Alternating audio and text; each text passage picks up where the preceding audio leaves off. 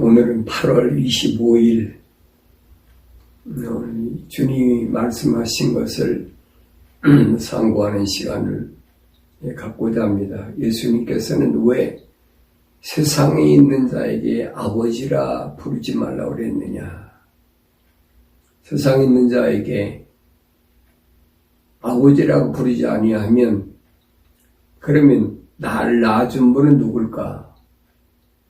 의문이 되지요. 지난 시간에 제가 그 올리브 나무에 대해서 말씀드리면서 돌 올리브 나무와 참 올리브 나무 이 관계를 바울은 뭐라고 그랬느냐, 이 부분을 설명하면서 제가 그 에레미야 선지자 에레미야를 여러분에게 소개했습니다. 에레미야는 힐키야의 아들인데 에레미야가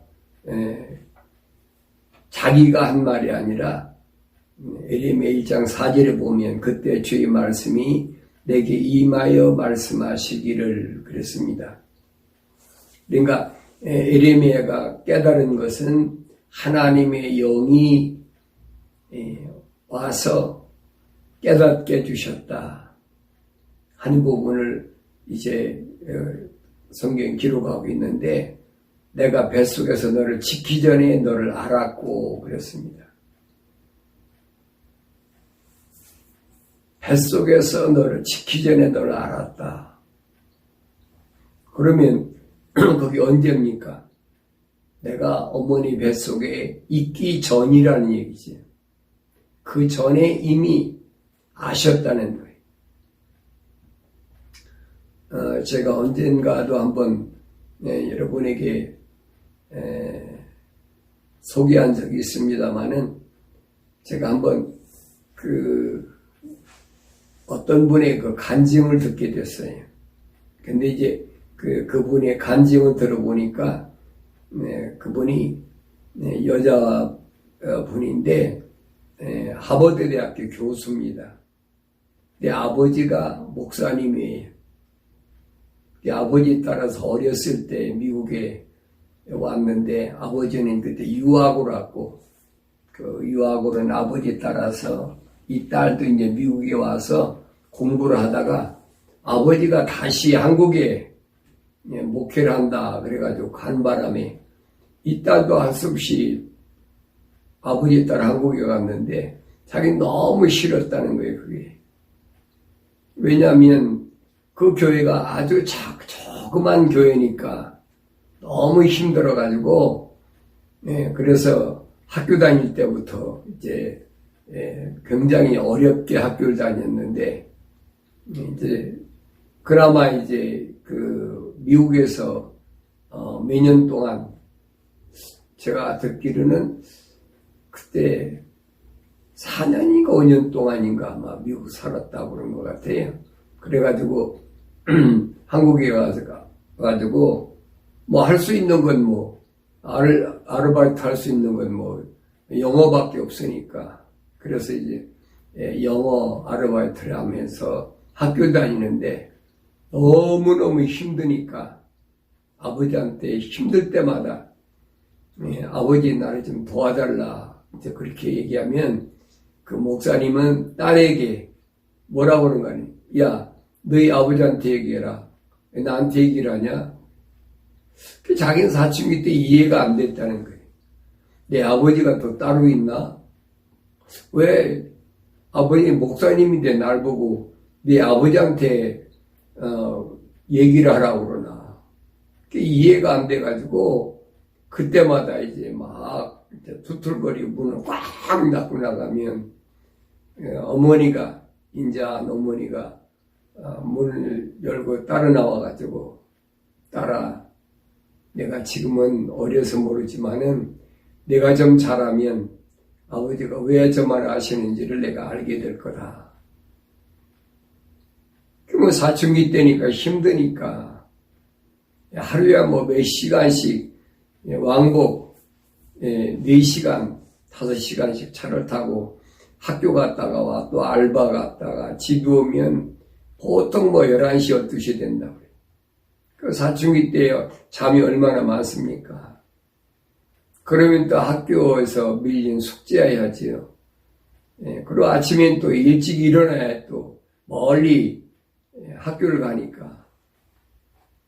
근데 그때는 그게 이해가 안 됐다는 거예요. 왜 아버지가 목사님인데 날 보고 내가 어려울 때마다 도움을 청하면 네 아버지한테가 얘기를 해라. 저렇게 말씀하실까? 내 아버지는 또 딴 데가 누가 있나?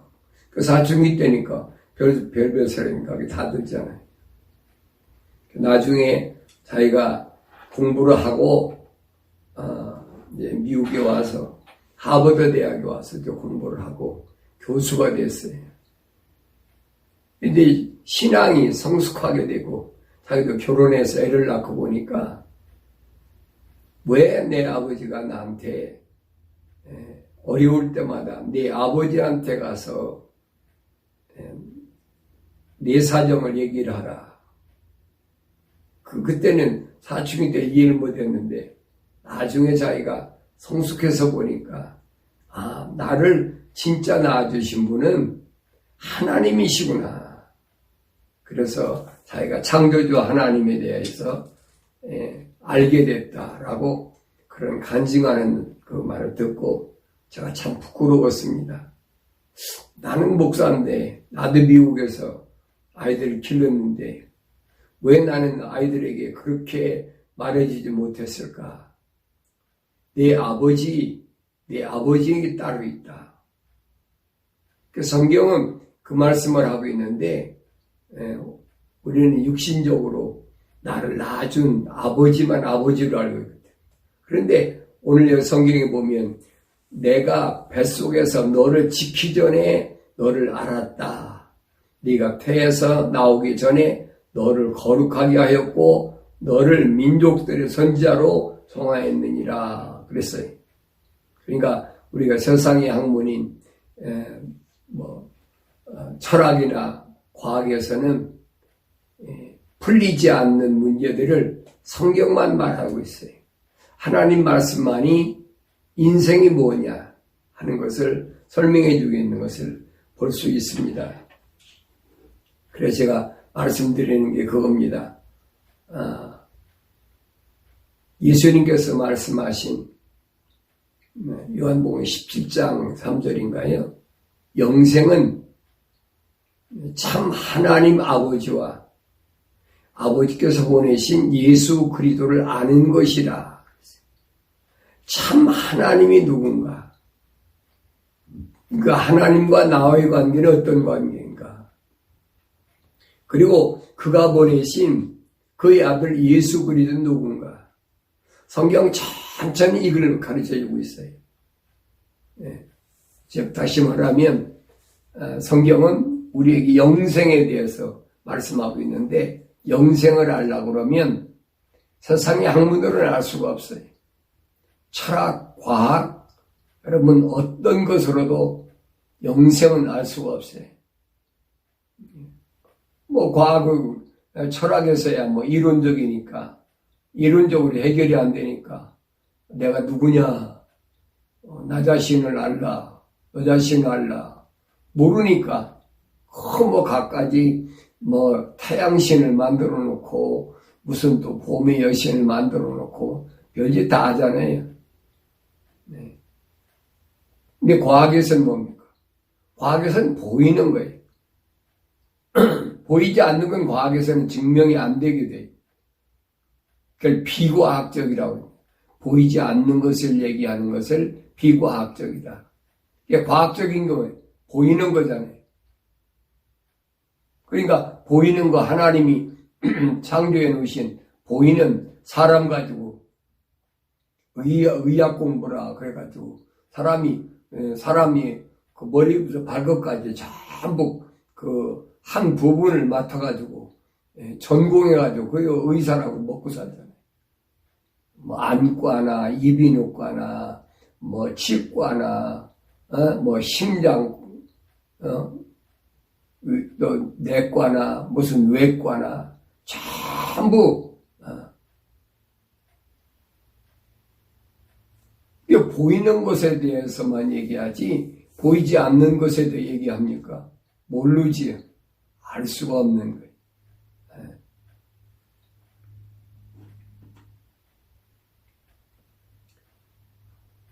제가 이제 얼마 전에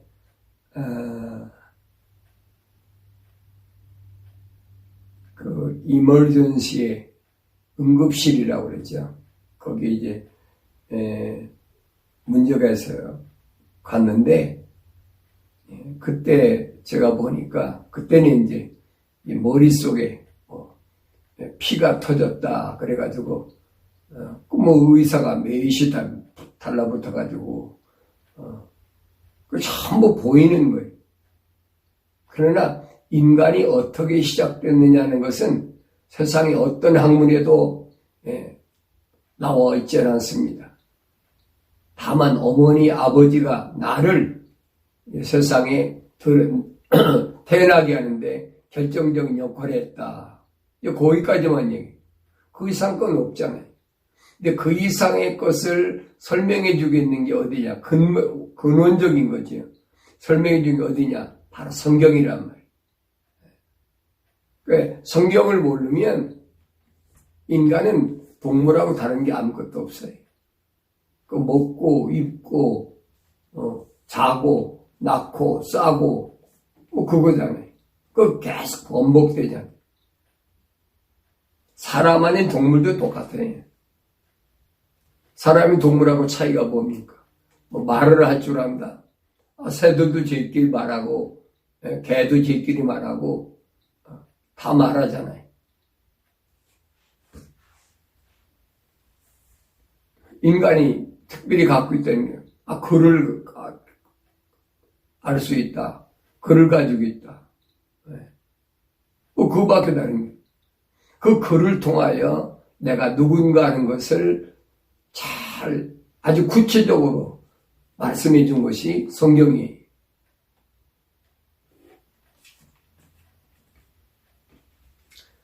에레미야만 말한 것이 아닙니다.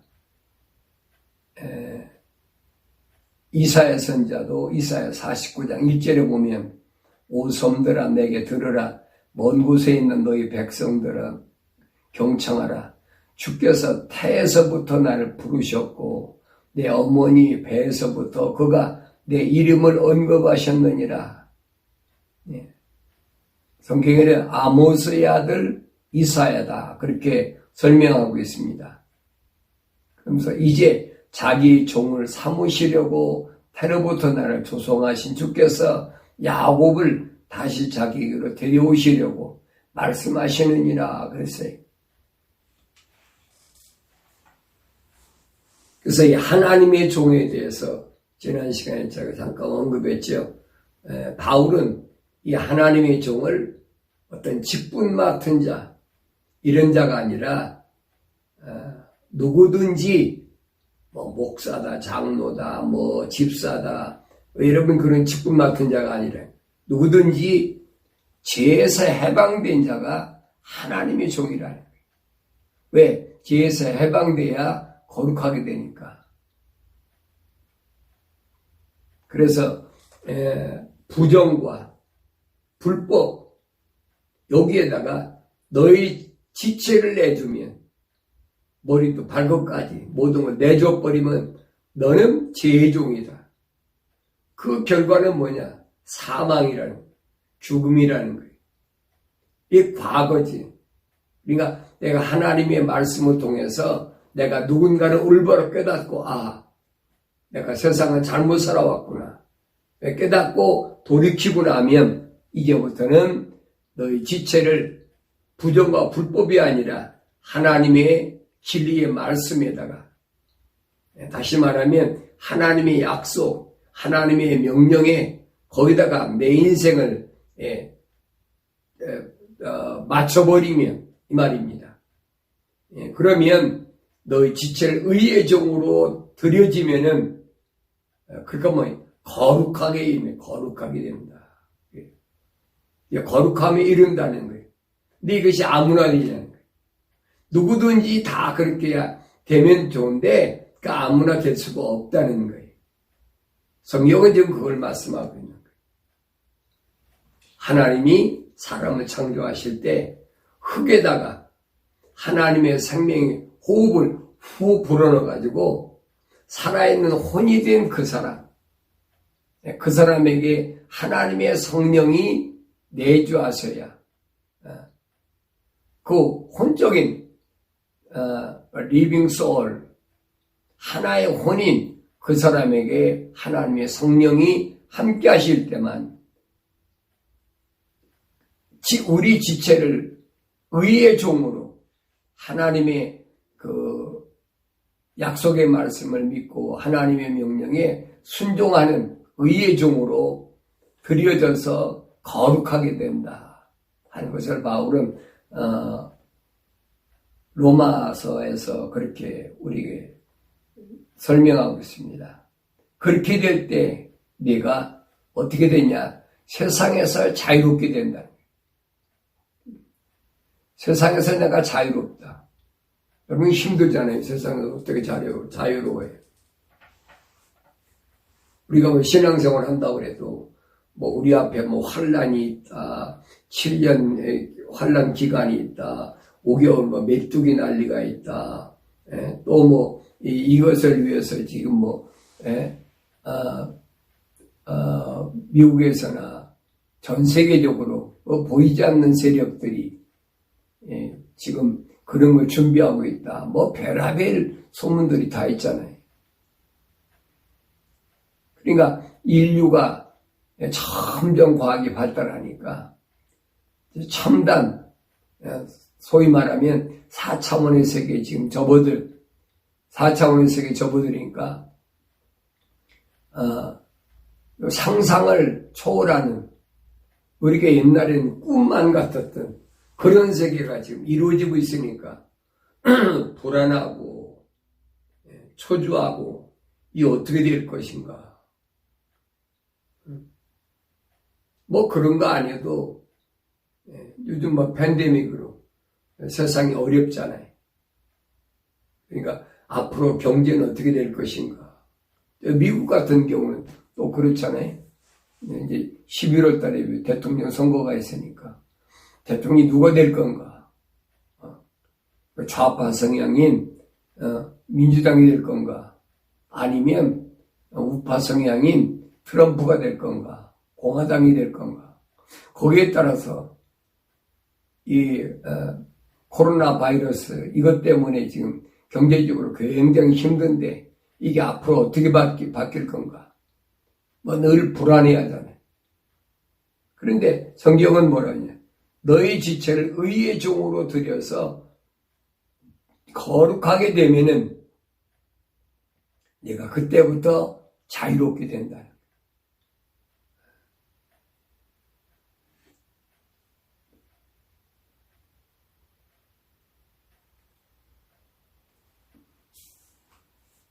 그러면서 바울이 너희가 과거에 지금 생각하고 한없이 부끄러운 일들이었는데 너희 지체를 부정과 불법의 종으로 들였을 때에 무슨 열매를 맺었겠느냐. 부끄러운 과거지. 몰랐으니까. 그 끝은 사망이라. 그렇지만은 이제는 너희가 죄로부터 자유롭게 돼서 하나님 종이 돼가지고 거룩함에 이르는 열매를 얻으면 그때는 뭐냐? 영생이라는. 그래서 이런 부분을 우리가 올바로 잘 알아야 된다. 그러면서 바울은 로마서 9장 6절에서 그러나 하나님의 말씀이 헛되지 아니하였으니 이는 이스라엘에서 난 사람이 다 이스라엘이 아니며 또 아브라함의 씨라 하여 다 자녀가 되는 것이 아니기 때문이라. 오직 이삭에게서 난 자만이 너희 씨라 불리리라 하셨으니. 왜 그러느냐? 왜 이삭에게서 난 자만이 아브라함에게 하나님께서 너희 씨라고 말씀하셨느냐? 이는 그랬어요. 육신의 자녀가 하나님의 자녀가 아니요 오직 약속의 자녀만이 희로 여김을 받는다는 것이라. 바울은 여기서 분명히 나눠 설명합니다. 육신의 자녀와 약속의 자녀. 하나님은 약속의 자녀만이 하나님의 자녀다. 하나님의 백성이다. 인정하시겠다는 거예요. 그러니까 우리가 일반적으로는 철학이나 과학에서는 육신의 아버지가, 부모가 내 아버지로, 내 어머니로 알고 있잖아요. 예수님은 말씀하셨죠. 세상에 있는 자들을 내 아버지라 부르지 말아라. 진정한 너희 아버지는 누구냐? 너를 창조하신, 너를 세상에 내보내신 창조주 하나님이 너희 아버지다.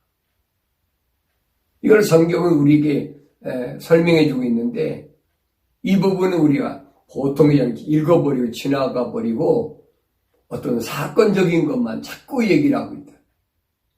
본질은 빼놔버렸어요. 본질은 빼놓고 어떤 하나의 그 사건만. 그러니까 우리가 되게 그 가짜 뉴스를 보면 그렇잖아요. 원인이 있으니까 결과가 있는데, 원인과 결과는 설명하는 것이 아니라 어떤 원인은 다 빼버리고 자기들이 생각하는, 자기들이 무언가를 나타내고자 하는 그 부분만 편집해가지고 이게 가짜 뉴스라고 그랬잖아요. 언론이 정치 풍조에 따라서 가짜 뉴스를 할 때가 많이 있는데, 대개 보면 그렇게 합니다. 누가 어떤 연설을 하면은 자를 때 다 잘라버리고 그 사람의 약점이 될 수 있는 그 한 부분만 가지고 이제 막 그걸 어필해가지고 그 사람을 공격하고.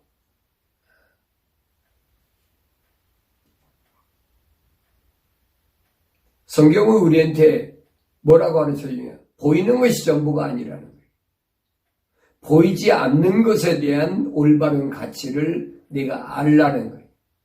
이게 기독교입니다. 그러니까 기독교 신앙에 올바로 들어간 사람은 절대 무슨 데모한다거나 무슨 정치적인 뭐 한다거나 그런 거 아니에요. 그거 다 정치적인 그런 사람들이 하는 거지. 그래서 내가 말씀드려요.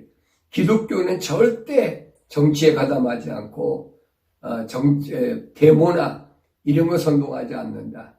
그건 다 정치 집단인 로마 캐토릭이나 아니면 세상에서 종교 불교나 아니면 로마 캐토릭에서 나온 개신교나 이런 데서 하는 거지, 기독교는 절대 안 한단 말이에요. 근데 로마 캐토릭이나 개신교가 자기들이 기독교라고 그러니까 이걸 오랫동안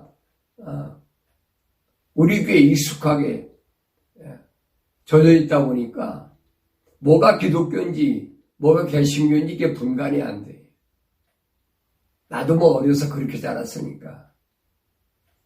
그런 내가 성경을 올바로 깨닫고 나니까 이거 아니구나. 여긴 영생이 없구나. 여기는 영원한 생명이 없구나.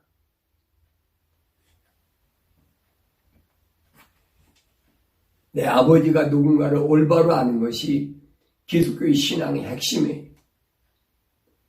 예수님은 십자가 못 박아 죽인 것이 왜 그렇습니까? 두 가지에 요한복음 5장 18절에 보면 예수님께서 하나님을 아버지라, 내 아버지라고 불렀다고 그래가지고 불경죄라 그래서 유대인들이 그래서 예수님 죽였고, 또 한 가지 뭐냐? 안식일날 병을 고쳤다. 안식일날 일을 했다. 이 두 가지 때문에 예수님이 십자가 못 박아 죽인 거예요. 왜? 이해가 안 되니까, 깨닫지 못하니까. 그래서 사도 요한은 요한일서 2장 20절과 27절에 예수님께서 말씀하신 대로 보혜사 성령 그분이 오시면 내가 너에게 한 말을 기억나게 해주고 그분이 가르치시리라 그랬어요. 사도행도 똑같아요. 진리의 성령, 그분이 그 기름 부음 받은 자는 가르칠 필요가 없다. 가르칠 필요가 없어요.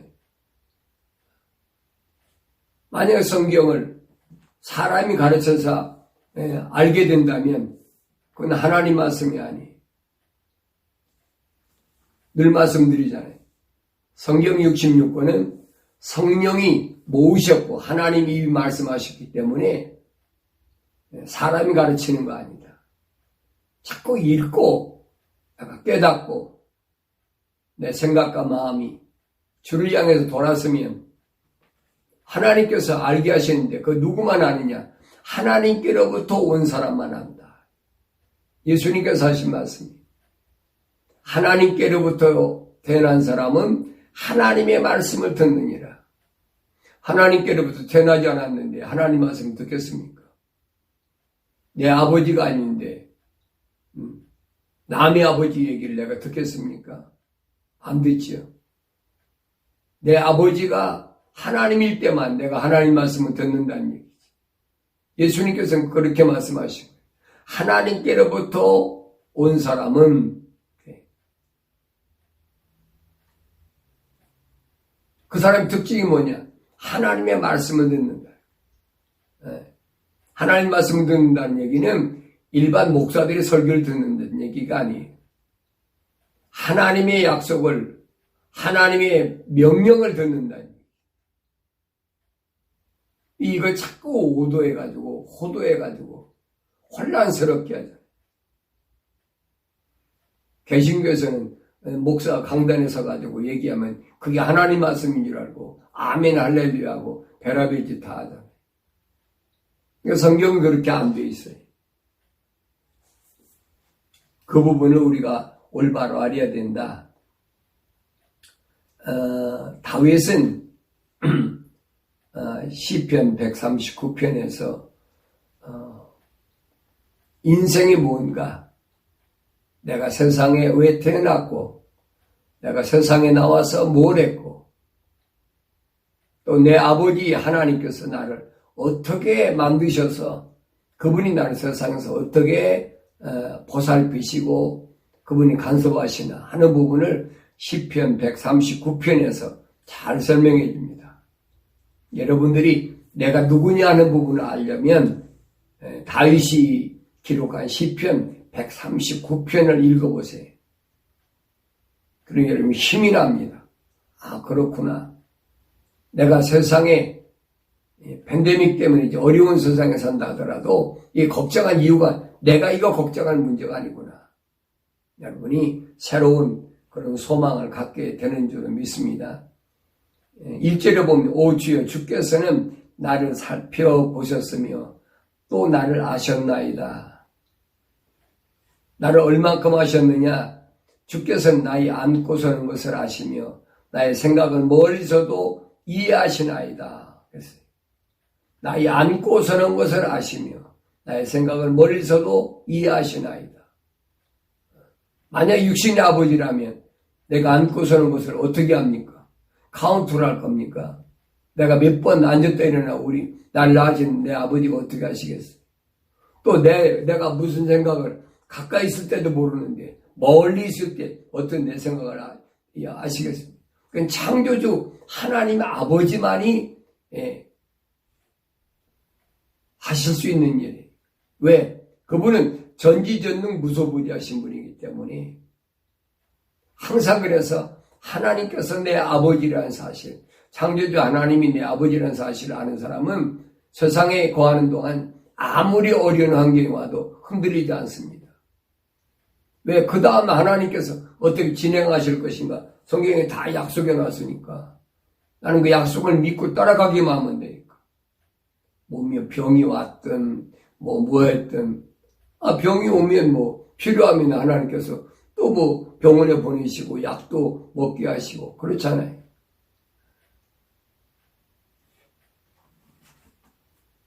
하나님이 내가 이 세상에 거하는 동안에 다 필요한 거 다 준비해 놓으셨어요. 그 내가 걱정할 문제가 아니에요. 그러면서 주께서는 나의 길과 나의 눕는 것을 샅샅이 아시며 나의 모든 길들을 익히 아시나이다. 오소서 오 주여, 주께서 모두 아시나니 알지 못하시는 내 입의 말은 한마디도 없나이다. 내 입에서 나온 말들이 하나님 모르시는 게 뭐가 있어요? 내가 아무리 소곤소곤한다 하더라도 하나님 다 아세요. 왜? 그분이 계시지 않은 곳이 없기 때문이에요. 우리 뭐 그런 말 하잖아요. 반말은 쥐가 듣고 낱말은 새가 듣는다. 그건 세상적인 얘기예요. 기독교에서는 그런 말이 아니에요. 하나님은 내 입에서 나오는 말, 또 나의 길과 나의 눕는 것 샅샅이 아주 구체적으로 다 아신다 이 말. 보소서 오 주여, 주께서 모두 아시나니 알지 못하는 내 입의 말은 한마디도 없나이다. 내가 주의 영으로부터 벗어나 어디로 가며 주의 면전에서 벗어나 어디로 피하리까. 이런 하나님의 거룩한 영이 나를 보호하시고 지키시는데 내가 어디로 가겠느냐. 그 하나님의 얼굴을 피해서 어디로 가겠느냐. 그래서 다윗이 고백합니다. 내가 하늘로 올라갈지라도 주께서는 거기 계시며 내가 지옥의 잠자리를 마련한다 하여도 보소서 주께서는 거기 계시나이다. 하늘에 올라갈지라도 지옥에 들어갈지라도 거기도 계시다. 하나님이 안 계신 데가 없잖아요. 그래서 이사야 선지를 통해서 하신 말씀이 뭡니까? 하늘은 내 보좌요, 땅은 내 발등상이라. 하나님 안 계신 데가 어디 있어요?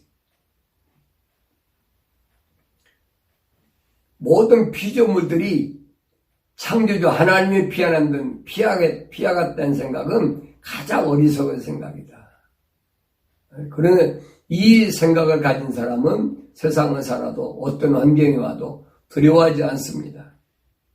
내가 아침에 날개를 달고 저 바다 끝 부분들에 거할지라도 거기서도 주의 손이 나를 인도하시며 주의 오른손이 나를 붙들으시나이다. 만일 내가 말하기에 실로 어두움이 나를 덮고 밤이 나를 두른 빛이 되리라 할지라도 정녕 어둠이 주로부터 숨지 못하며 밤이 낮과 같이 빛나리니 어둠과 빛이 죽게 똑같나이다. 우리 피조물이나 밤낮이 있지요. 하나님께 밤낮이 어디 있어요? 밤낮을 창조하신 분이. 그러니까 내가 잔다 할지라도 하나님 다 인간이 잠자는 거지. 육신의 아버지가 잠자는 거지. 나를 창조하신 하나님께서 잠자시겠습니까? 아니시람. 그래서 시편 기자는 그래. 졸지도 아니하시고 주무시도 아니하신다. 육신의 아버지니까 잠도 필요하고 피곤하면 졸기도 하는 거지. 나를 창조하신 하나님은 밤도 없고 밤이 낮같이 밤이 없으니까 내가 그 안에 거할 때 두려움이 없다. 그러면서 주께서 나의 내장을 소유하셨고 주께서 내 어머니의 태에서 나를 덮으셨나이다. 그래서 5장 6보 다 하나님이 만드셨는데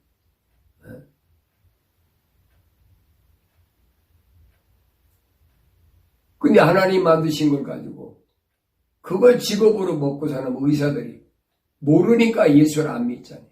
하나님을 안 믿잖아요. 올바로 안다면 내가 하나님의 은혜에 하나님의 덕분에 내가 이런 직업을 가지고 세상에 살고 있구나. 하나님께 더 감사해야지. 그러면서 내 어머니 태에서 나를 덮으셨다. 이걸 깨닫고 나니까 다윗이 뭐랄까? 내가 주를 찬양하리니 이는 내가 놀랍고도 경이롭게 지어졌음이니이다. 놀랍고도 경이롭게 지어졌다. 여기까지 생각할 수 있어야만이 여러분들이 세상을 두려움 없이 삽니다. 내가 은밀한 가운데서 지음을 받고 땅의 가장 낮은 부분들에서 기묘하게 지음을 받았을 때 나의 형체가 주로부터 숨기지 아니하였나이다. 이게 진짜 내 아버지지. 내가 기묘하게 형체가 주로부터 숨기지 못할 만큼 그분은 전지전능 무소부지하신 하나님. 그분이 내 아버지. 나는 비록 세상에 지금 이렇게 육신을 갖고 나와 있지만 본래 내 아버지는 창조주 하나님이라는 것을 성경은 우리에게 분명히 가르쳐 줍니다. 그러면서 내 형체가 완성되기도 전에 주의 눈이 그것을 보셨으며 나의 지체들이 전혀 없고 형성되어 가는 중에도 주의 책에는 그것들이 다 기록되어 있나이다. 나라는 사람이 어머니 뱃속에서 어떤 형체가 만들어지기 전에 머리카락이 나고 눈이 생기고 손발이 생기기 전에 주의 눈이 그걸 다 보셨어요. 네. 나의 지체들이 전혀 없고 형성되어 가는 중에도 주의 책에는 그것들이 다 기록되어 있나이다. 이게 얼마나 아름답고 고귀한 말이지. 내가 세상에 어떻게 나왔나? 나라는 사람이 어떻게 하나님의 손에 의해서 창조되었나? 하나님이 거룩한 생명호흡으로 지음받은 거룩한 살아있는 혼이 된 자들은 하나님께서 나를 조성하신 모습을 올바로 볼 수 있는 이 다윗의 시편 139편을 항상 머릿속에 염두에 둬야 돼. 그래야만이 여러분들이 세상에 환란이 온다. 유대인들이 제3성전을 짓는다. 한다. 성전 짓는 거야 하나님 계획하신 일이니까 마땅히 져야지. 또 그들을 세상에 뭘로? 시간표로 보내셨으니까 그들을 바라보고 우리가 올바로 알아야 되지. 그래서 이 성전이 어떤 성전이냐 하는 거예요. 말씀드린 것이 올바른 하나님의 성전이냐 아니면 불완전한 미완성된 성전이냐. 유대인들이 가지고 있는 이 성전은 미완성된 성전입니다. 왜냐하면 하나님을 만날 수 없는 성전이 성소와 지성소 사이가 가로막혀가지고 1년에 한 번씩 7월 10일에 속죄일에 대제사장이 하나님께서 명령하신 대로 이스라엘 12지파의 옴님과 둠님을 가슴팍에 걸고 그 죄에 따라서 희생제 드리고 양도 잡고 소도 잡고 그 피를 가지고 1년에 한 번씩 지성소에 들어갔잖아요. 이게 불완전한 거예요. 이 미완성된 거예요. 이게 성경이 이 부분을 지금 설명하고 있어요. 미완성된 그것을 완성시키기 위하여 주님이 오셔서 우리에게 뭘 하시려고? 올바로 하나님과의 일대일의 만남을 길을 열어놓으시려고. 그래서 예수님이 나는 길이란 말은 바로 그 말이에요. 피조물인 내가 창조주 하나님 아버지를 직접 만날 수 있는 길이란 말이에요. 미완성된 이 성전, 교회란 말이 아니에요, 여러분. 성전이란 말이지. 하나님의 거룩한 하나님의 말씀이 있는 그 성전이란 그 하나님과 나와의 만남을 직접 만남을 위해서 주님이 이 땅에 오셔서 죄의 문제를 해결하는. 그래서 예수님이 십자가 못 박혀 죽으실 때에 마태복음 27장 50절에 보면 예수께서 다시 큰 음성으로 소리 지르신 후 숨을 거두시더라. 그런데 보라 성전이 휘장이 위에서 아래까지 둘로 찢어지고 땅이 흔들리며 바위들이 갈라지고 그랬습니다. 예수님이 십자가에 못 박혀 죽으신 목적이 뭐냐? 성소와 지성소 사이 휘장을 갈라서 구약에서 대제사장 1년에 한 번 7월 10일 날 속죄하러 들어갔던 그거를 끊어버린 거예요. 그래서 언제든지 하나님의 아버지를 마음대로 뵐 수 있는 이 길을 열어놓으신 것이 이것이 하나님의 성전이란 말이에요. 그 하나님의 성전에 예수님께서 교회라 교회. 주는 그리스도이시여 살아계신 하나님의 아들이시라는 이 고백으로 부름받은 그들을 통해서 예수님은 그 중에서 하나님 호흡으로 지음받은 하나님 백성을 선택하시고 그들로 하여금 세상에 사는 동안에 신실하게 열매 맺게 하셨던 열매 맺게. 그러니까 이 세상은 여러분 헛된 세상이 아니에요.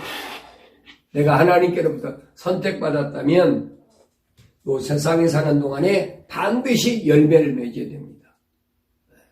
무슨 열매? 의의 열매.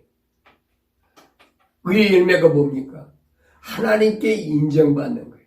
내가 하나님의 약속을 믿었다는 그 믿음에 대한 행위에 대한 열매.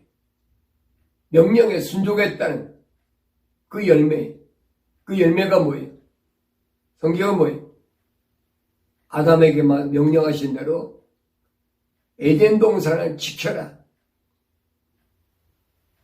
지켜야 될 거 아니에요. 그래서 성경은 뭡니까? 내 마음을 지키라는 내 마음을. 내 마음을 악한 생각에 들어오지 못하도록 항상 파수꾼의 사명을 가지고 지키라는 겁니다. 그러기 위해서 주님이 십자가에 못 박혀 죽으신 것이라. 바울은 로마서 14장 12절에서 그러므로 각 사람이 하나님께 자신에 관하여 설명하리라.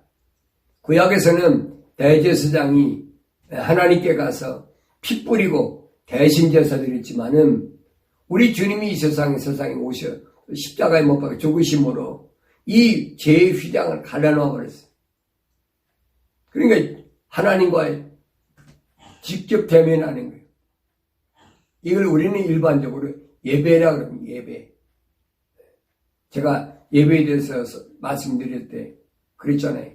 기독교에서는 어떤 규보에 의해서 그런 예배가 아니에요. 수가성 여인이 우물가에서 생활 속에서 직접 메시아를 만난 것처럼 그게 기독교의 올바른 예배관이라는 거예요. 이런 부분을 우리가 올바로 잘 알아야 됩니다.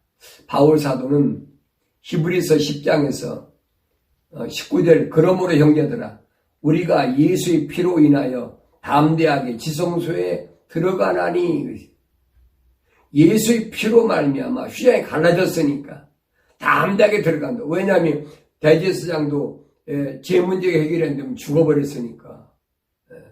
근데 우리가 담대히 죽지 않을 것 믿고 들어간다는 거예요. 그가 우리를 위해 바치신 새롭고 살아있는 길로 휘장 곧 그의 육체를 통하여 들어가느니라. 1년에 한 번 들어가는 것은 7월 10일에 들어간 이제는 언제나 어느 때나 every day, every time 하나님과 늘 함께하는 이게 기독교인의 신앙생활이란 말이에요. 신앙생활의 초점이에요. 제가 말씀드린 게 예배가 생활해야 되라. 소리나는 찬송을 하고 무슨 뭘 하고 그건 캐톨릭이나 개신교에서 하나의 의식이에요. 의식. 구약에서 마치 7월 10일 날 하나님 앞 성소를 통해서 지성소의 의식이 있듯이 그런 게 아니란 말이에요. 주님이 오셔서는 이런 것들을 우리에게 새롭게 열어주셨는데 16절에 보니까 그날들 이후로 내가 그들과 세운 언약이 이것이라 주가 말하노라 내가 나의 법들을 그들의 마음들 속에 두고 그들의 생각에 그 법들을 기록하리라. 그날들 이후로 언제입니까? 제 문제가 해결된다며 주님이 십자가 보혈로 제사함받은 그 이후로는 우리 마음속에 하나님의 법궤가 있어요. 항상 여기가 있다. 그들의 마음들 속에 뭘 두? 나의 법들을 두겠다는 거예요. 하나님 법궤. 그들의 생각에 그 법들을 기록하겠다는 거예요. 이것이 안 지워지는 거예요, 여러분. 나이가 먹어서 육신이 늙었다고 내 브레인이 뭐 내세했다고 육신적으로 기억이 안 나겠죠.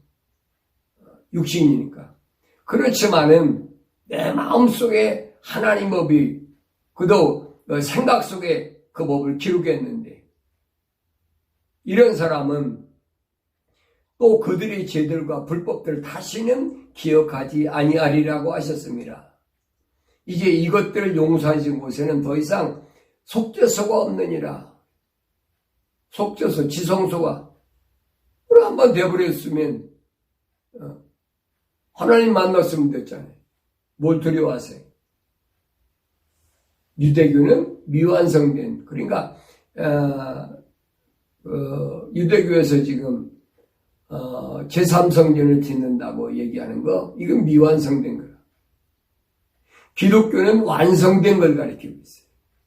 그 유대교에서 제3성전을 짓는다는 것은 하나님의 시간을 가리켜주는 시간표에 불과한 거지, 거기에 들어간다고 여러분 하나님을 만나는 건 아니란 말이에요. 그러니까 다니엘서 보면 그랬잖아요. 그들이 한 일 동안 성전을 쳐놓고 그곳에서 예물 드리고 하나님께 희생제를 드릴 때 하나님께서 받지 않으시니까 누가 들어옵니까? 적그리스도가 들어와 버리는 거예요. 앉아서 내가 하나님이라.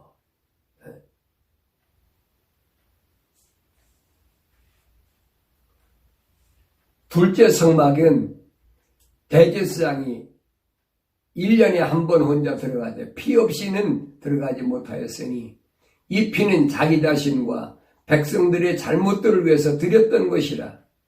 성령께서 이것을 통해 보여주시는 것은 첫째 성막에 서 있는 동안에도 지성소로 들어가는 길이 아직 나타나지 않았다는 것이라.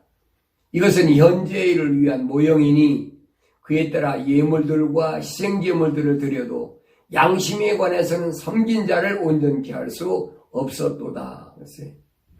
양심에 대해서 내 안에 있는 육신의 양심이 아니라 내 혼적인 하나님의 형상을 닮은 하나님의 살아있는 호흡으로 지음받은 거룩한 그 양심에 관해서는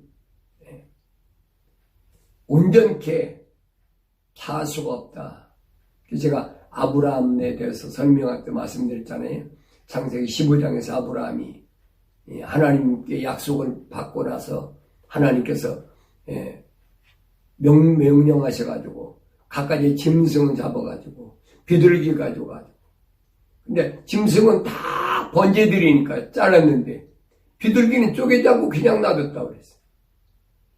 그러니까 솔개가 하늘에서부터 계속 날아가지고 하나님 응답을 안 하시며 아브라함이 지쳐가지고 잠이 들었는데 하나님께서 뭐라고 말씀하십니까?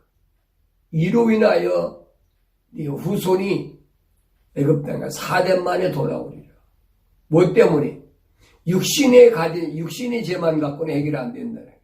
하나님께 온전케 하려면 내 마음속에 있는 혼적인 것이, 근본적인 것이 해결되어야 된다. 우리 신앙생활 할 때도 그랬잖아요.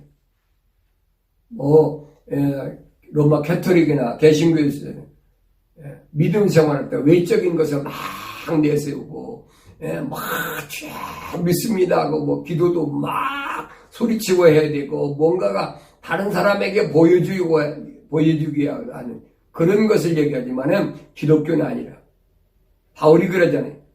찬송도 네 마음으로 해도 된다는 게, 기도도 내 마음으로 기도하고 무시로 수시로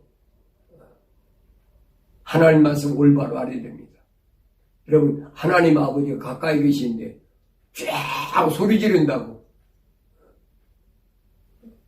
그분이 뭐 육신적인 분이기 때문에 소리 지른다고 들리고 많이 모여가지고 큰 소리가 들리고 그런 하나님이란 믿어야 따라갈 필요도 없어요.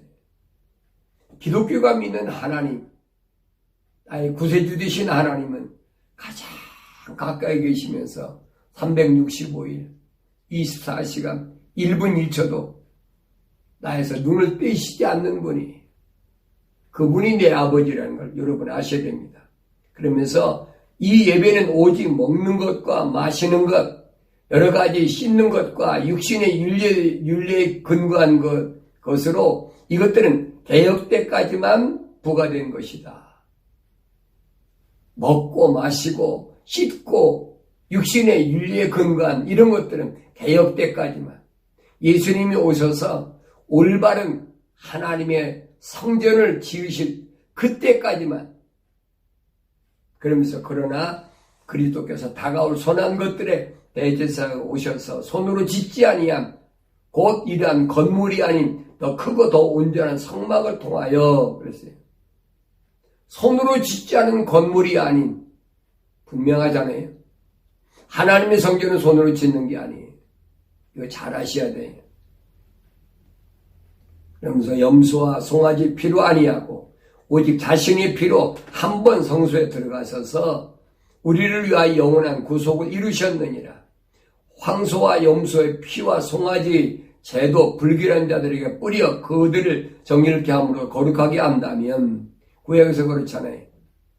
불길한 자들에게 죄를 뿌리고 피를 뿌리고, 그래서 그것이 거룩하게 되어진다면, 육체를 정결케 한다면 하물며 영원하신 성령을 통하여 흠없는 자신 하나님께 드린 그리스도의 피가 어찌 죽은 행실에서 너희 양심을 정결하여 살아계신 하나님을 섬기게 하지 못하겠느냐?